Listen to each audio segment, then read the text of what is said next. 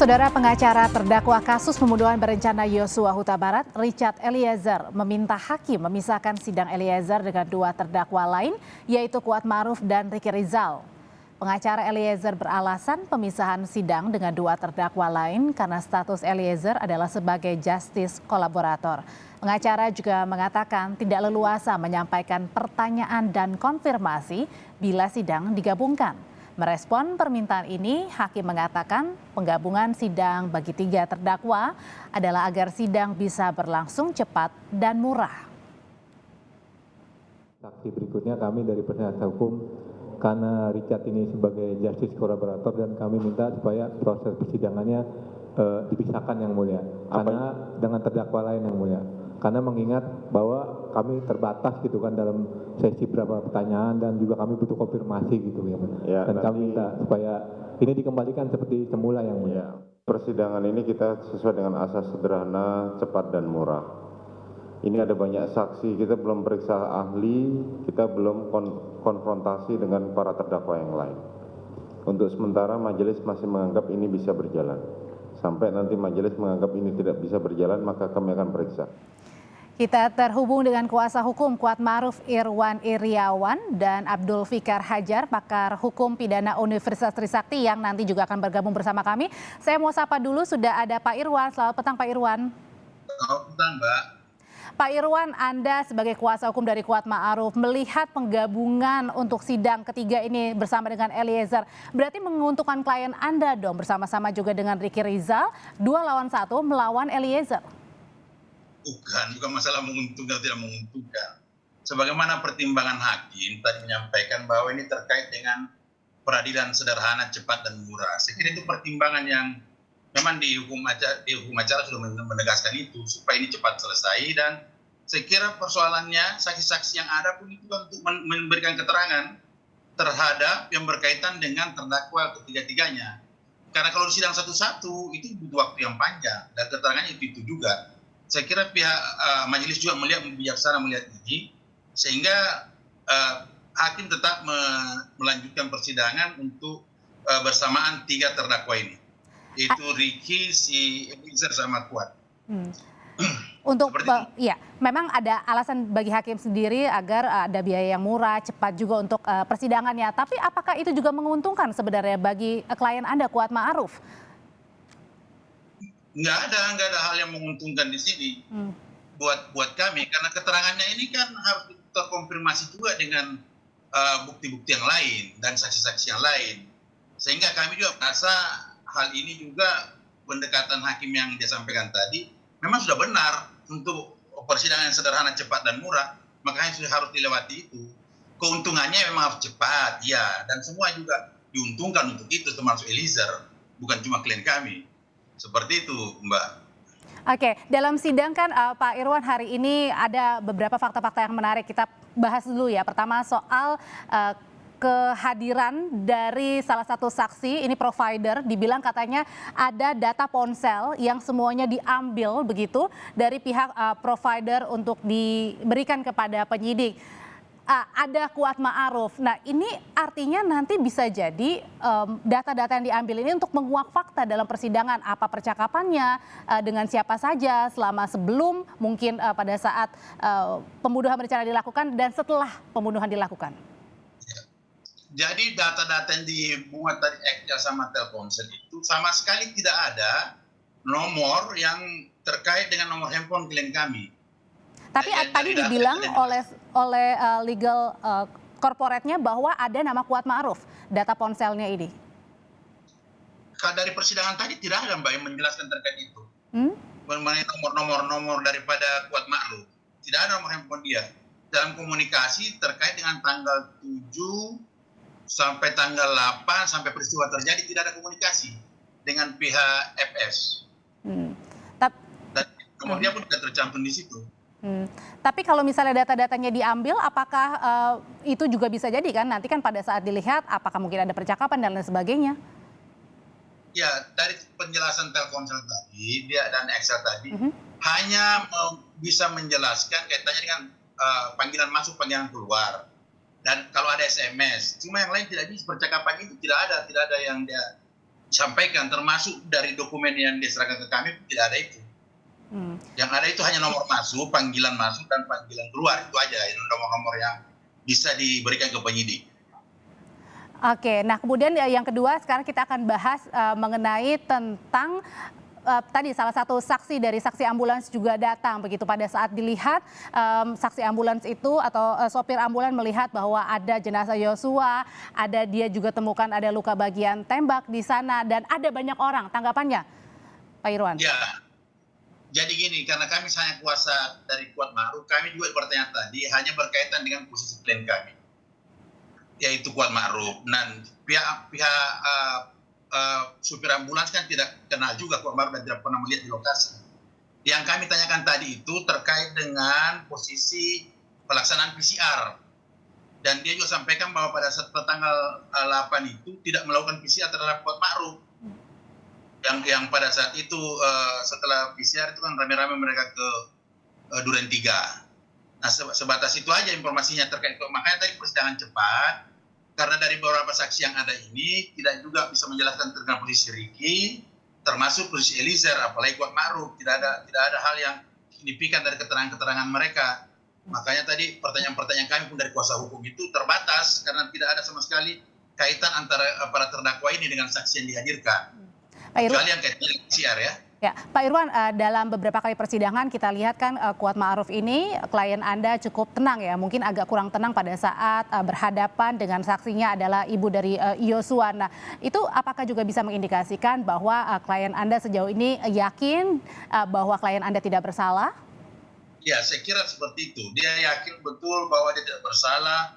Kemudian di samping itu dia ini kan sipil dan pekerjaannya bekerja di pihak Pak FS dan Ibu PC ini sebagai pembantu dan supir, sekaligus jadi pembantu juga. Makanya bukan persoalan tidak tenang, dan dia juga merasa tidak ada hal yang menurut dia yang dia lakukan yang salah dalam peristiwa ini.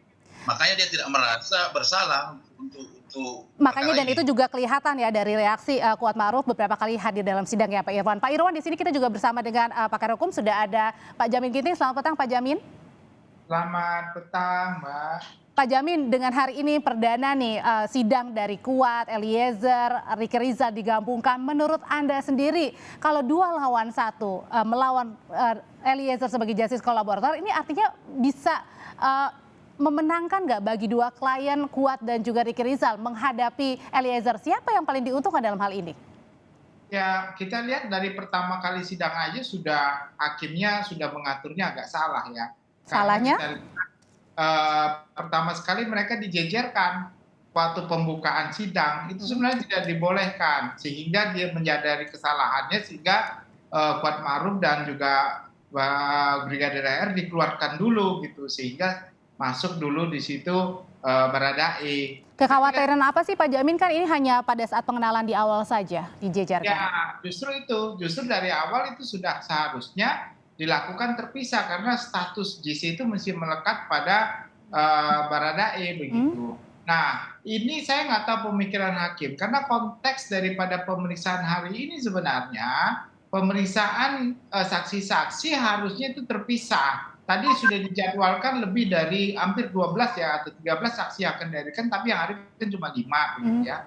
Nah, bisa dibayangkan nggak sampai 3 terdakwa ini harus memeriksa 12 atau saksi begitu? Itu kan agak-agak merepotkan ya bagi pihak-pihak yang ada untuk beri kesempatan audi alternatif partem itu nggak akan ketemu ya. Maksudnya, siapa yang paling dirugikan di sini Pak Jamin dilihatnya? Tentu Baradae. Kalau saya lihat Baradae yang paling dirugikan dalam hal ini begitu. Karena apa? Karena dia harusnya memberikan kesempatan yang cukup besar ya untuk menggali kebenaran material yang ada. Saya melihat ini memang pengalaman peradilan yang menurut saya kurang tepat ya. Karena alasan peradilan yang sederhana, cepat dan murah itu bukan mengabaikan mencari kebenaran material, bukan. Walaupun ya terkait dengan waktu yang lama, terkait biaya juga enggak kan segala macam itu ya. Itu juga harus diperhatikan apakah dengan seperti ini kebenaran material itu bisa tercapai atau enggak? Itu yang Jadi yang dilihat Pak Jamin sendiri mungkin saja ada tekanan yang dirasakan langsung oleh Eliezer ketika berhadapan dengan Kuat dan Ricky.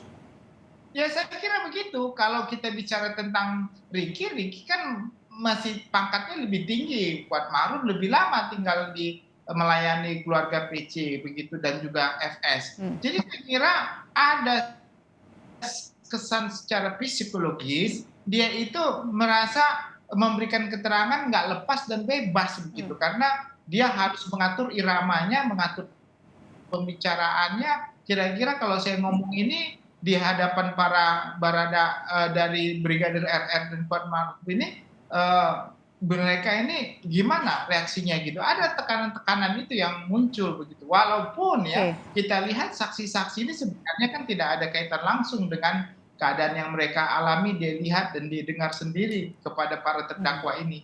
Itu yang justru maka saya kira ini menjadi pelajaran begitu bagi hakim untuk kedepannya kalau bisa apa usulan dari kuasa hukum Baradae ini diakomodir begitu. Kalau yang dilihatnya ada tekanan dari Eliezer, kalau Kuat sendiri tidak ada tekanan, Pak Irwan, ketika dihadapan dengan Eliezer? Tidak ada tekanan, kami kan itu kebijakan hakim itu. Dan bukan atas permintaan kami juga, kaitannya dengan disidangkan bersamaan seperti itu. Dan kami merasa ya sah-sah aja kebijakan itu, mungkin terkait yang seperti alasan majelis tadi, untuk persoalan peradilan cepat, sederhana, dan murah itu. Oke, saya ke Pak Jamin lagi. Pak Jamin, hari ini kan ada beberapa saksi yang dihadirkan, ada 5. Ada beberapa hal yang menarik kita bahas dulu. Pertama, masalah soal ponsel nih, data ponsel yang diambil dari provider untuk diserahkan kepada penyidik. Tadi dikatakan ada nama Putri, ada nama Yosua, ada nama Eliezer, Kuat, Putri, tapi tidak ada nama Sambo. Yang ada hanya nomor pascabayar yang tidak tahu identitasnya siapa. Tanggapannya? Ya itulah, saya kira saya nggak tahu persis karena kan Telkom ini kan Excel atau apa ya yang terkait dengan provider yang berbeda. Apakah memang nggak ada nomor daripada FS kepada mereka? Atau dari awal memang sudah dibersihkan terlebih dahulu atau sudah diambil lebih dahulu yang tidak ada dalam permohonan ini? Ya tentu dalam kondisi seperti ini penyedia provider harus bertanggung jawab dan bisa menjelaskan. Nah, nanti di persidangan ini kan dalam konteks dihadirkan oleh jaksa penuntut umum ya Mbak. Artinya apa yang dibicarakan dalam konteks itu kan sudah diserahkan kepada jaksa penuntut umum. Nanti dia akan membuka. Nah pertanyaannya bisa nggak dibuka terkait dengan pembicaraan FS tersebut? Isi-isinya ya? Tidak pernah disampaikan oleh providernya dan tidak pernah disita, maka tidak mungkin bisa dihadirkan dalam persidangan begitu. Karena setiap bukti yang dihadirkan oleh jaksa harus syaratnya disita terlebih dahulu begitu. Pak Jamin, pada saat nanti dalam waktu dekat kan Susi kembali lagi datang sebagai saksi ya. Tapi kali ini untuk Kuat, Ma'ruf dan juga Ricky Rizal. Apakah nanti kesaksian dari Susi ini bisa memperkuat atau mematahkan misalnya pada saat perbedaan-perbedaan untuk keterangan dari kejadian di Magelang maupun juga pembunuhan berencana yang terjadi di Duren 3? Saya kira terkait dengan Susi ini harus benar-benar dilihat kebenaran, dia lihat sendiri, dia alami, dia dengar itu. Kan kita ketahui, coba ya bayangkan hari ini seorang pekerja ambulans dan juga dari Telkom dari provider dia sangat bebas Mbak, dia ngomong lancar banget, tidak ada sesuatu perbedaan kita lihat keterangan Susi dengan yang hadir hari ini. Karena apa? Karena dia lihat sendiri, dia alami sendiri, dia sudah sampaikan. Tetapi kalau si Susi kemarin itu kelihatannya dia berusaha untuk mengucapkan sesuatu yang sudah ada di mindset pikirannya. Sehingga waktu bertanya, dia berpikir bagaimana menjawab, mengalihkan jawabannya supaya sesuai dengan apa yang dia sudah terima mindsetnya itu. Sehingga ada waktu delay dan dia lambat untuk mengaturkan itu, bahkan sampai bergeser. Nah ini kan kelihatan berbeda. Saya khawatir kalau sampai keterangannya sama, waktu dia keterangan sampaikan berbeda seperti itu, saya khawatir nanti jaksa benar-benar memerintahkan supaya si Susi ini ditahan begitu karena diduga memberikan keterangan palsu di bawah sumpah ya. Nah, jadi kalau keterangan yang sudah disampaikan itu berbeda lagi dengan apa yang dia sampaikan, itu nggak boleh, Mbak. itu nggak boleh. Berarti dia benar-benar sudah memberikan keterangan palsu. Jadi apa yang dia sudah Baik. sampaikan dalam konteks kesaksian terhadap Baradae itu juga ya harus konsistensinya yang dia sampaikan waktu pemeriksaan RR dan Kuat Ma'ruf, bahkan nanti PC dan juga FS begitu, Mbak. Oke, kalau hari ini adalah sidang pertama atau perdana untuk menggabungkan ketiganya. Kalau Pak Irwan yang dilihatnya, yang diharapkannya, kalau tadi kan kuasa hukum Eliezer bilang kalau bisa sih dipisah, Pak Jamin juga bilang begitu. Kalau Anda? Ya kalau saya sih sepakat dengan majelis hakim, bagaimana disatukan aja ini untuk mempercepat proses persidangan ini, ya khususnya yang terkait dengan saksi-saksi yang sebenarnya secara substansi tidak punya kaitan dengan ketiga-tiganya. Tetapi kalau hal-hal yang prinsip, di mana mereka saling saksi bersaksi antar terdakwa memang harus dipisahkan supaya mereka juga bebas memberikan keterangan sebagaimana Pak Ginting tadi sampaikan. Ada tidak perlu ada tekanan keterangan mereka secara psikologis ya. Nah hal seperti itu saya kira harus diperhatikan juga. Untuk efisiensi saya kira saya sepakat digabungkan untuk saksi-saksi yang secara substansi tidak terlalu berkaitan dengan para terdakwa. Tetapi kalau hal-hal prinsip keterangan-keterangan antara terdakwa memang harus dipisahkan seperti itu, Mbak. Kalau ada 3 terdakwa yang dihadirkan Pak Jamin ke depannya, apakah nantinya ini juga merupakan sebenarnya menjadi taktik bagi majelis hakim untuk mengungkap apa yang terjadi di Magelang dan pembunuhan berencana Yosua?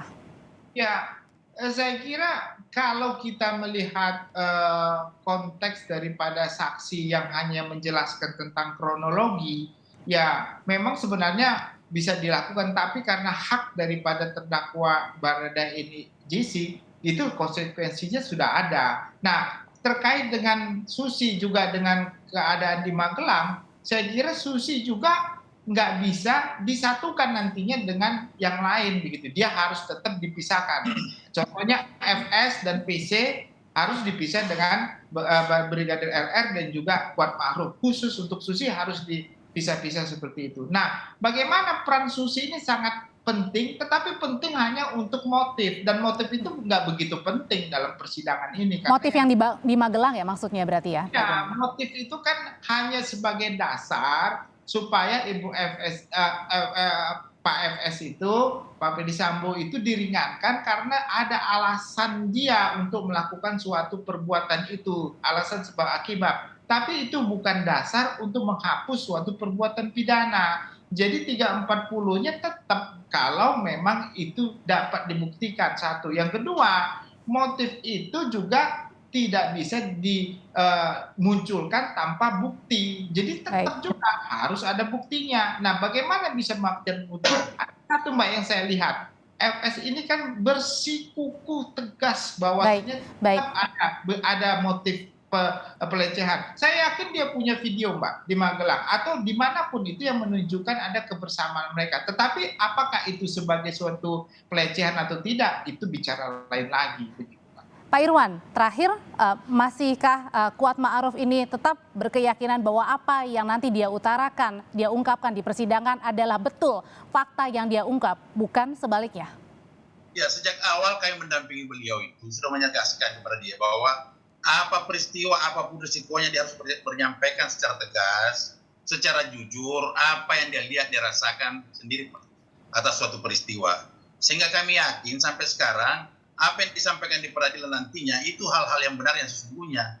Makanya itu yang dari awal kami sepakat pada saat mulai pendampingan kepada Kuat Ma'ruf ini. Seperti itu. Terima kasih Pak Irwan Iriawan, kuasa hukum Kuat Ma'ruf, dan juga Pak Jamin Ginting sudah berbagi informasi di Kompas Petang. Sehat selalu Bapak-Bapak.